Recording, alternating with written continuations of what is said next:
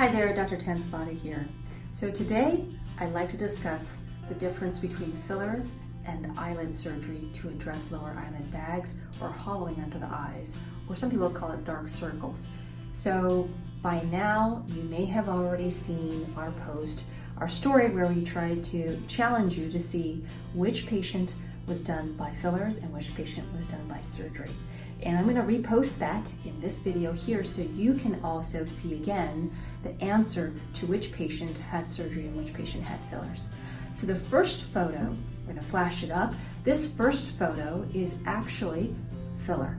Now, fillers are perfect for this type of candidate. The second photo, this was surgery.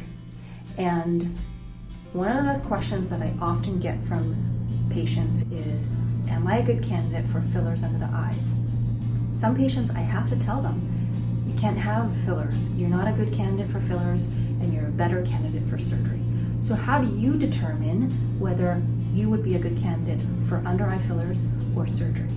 So I like to describe it as there's three types of patients that I see. The first is somebody who just has hollowing and they have sunken eyes, don't have a lot of volume around the eyes, and no bags. That's a perfect candidate for fillers because fillers are used to put volume around in the face, in wrinkles, in the areas where there's hollowing. So that's a perfect candidate for that. The second patient would be somebody who has a little bit of bags and mostly hollowing. So the bags aren't prominent enough to be a problem. So we can still inject filler to hide that bag. And I can show you on an anatomy how prominent the bag becomes makes it more difficult to do fillers. So that leads us to our third patient, which is a patient who has a lot of bags and also a very deep tear trough. So what is that tear trough? You hear that name. That tear trough is created by an orbital retaining ligament. I know, big word. Let's just describe it as there's this ligament that's pretty thick in the beginning as we're younger. As we get older, it becomes thinner and acts like a hammock.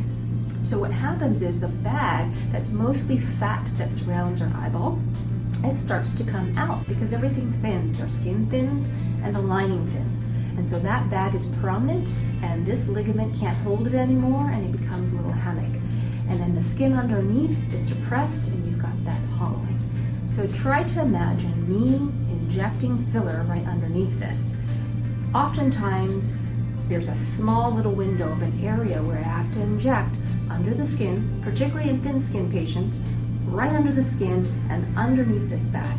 Now, if the bag is prominent, if I try to inject this filler, if it gets into the bag in any sense, you're going to make that bag more prominent and you can see visible filler. So then the bags actually look worse. The other thing that can happen is you try to get the filler underneath in that tear trough and now the eyes look just puffy, and you don't want that. You don't want eyes that look more puffy. You actually look more aged and you look more tired. So the best option for those patients when you have a prominent bag and a deep tear trough is to have surgery. Thank you for tuning in. For more information, please visit us at our Instagram channel as well as our YouTube channel at Faces by DRT. Thank you for tuning in.